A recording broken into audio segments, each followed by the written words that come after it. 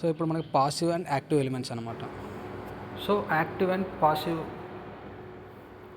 Elements difference ఏంటంటే, మనకి active అనేది ఏంటంటే, యాక్టివ్ ఉండడం అనేది మనకి ఆల్రెడీ మనకి యాక్టివ్లోనే ఉంది. అది ఏంటంటే యాక్టివ్ ఉండి మనకు పవర్ని అందిస్తుంది. పవర్ అందించేది ఏంటి? కరెంట్ సోర్స్ అనేది మనకి ఏదైనా అనుకోవచ్చు, ఎనీ డివైస్. కరెంట్ ఇచ్చేది ఏదైనా అనుకోవచ్చు. ఓల్టేజ్ కరెంట్ డివైస్ అంటే మనకి ఉదాహరణకి మనకి బీజేటీ కానీ మనకి ఇచ్చేటి అనమాట. అవి తీసుకునేవి కాదు. తీసుకునేది పాసివ్ ఎలిమెంట్ అంటే మనకి కన్జంప్షన్ చేసుకునేవి. ఆర్ కానీ, ఎల్ కానీ, సి కానీ, రెసిస్టెన్స్ కానీ, ఇండక్టర్ కానీ, రెసిస్టర్స్ ఏం చేస్తుంది? తీసుకొని మనకి హీట్ అనేది జనరేట్ చేస్తుంది. అంటే ఎనీ రెసిస్టర్ ఏదైనా సరే, రెసిస్టర్ అంటే ఈక్వల్ టు హీట్ జనరేట్ అన్న, అంటే హీట్ అనేది బయటకు రావడం. బల్బ్ అయినా సరే ఈక్వల్ టు రెసిస్టర్. ట్రాన్స్ఫార్మర్ అయినా సరే ఎనర్జీని యూజ్ చేసి మనకి బయటకు ఇస్తుంది. కాబట్టి యాక్టివ్ అనేది మనకి సెండ్ చేసేది, పాసివ్ అనేది మనకి కన్జ్యూమ్ చేసేది అనమాట.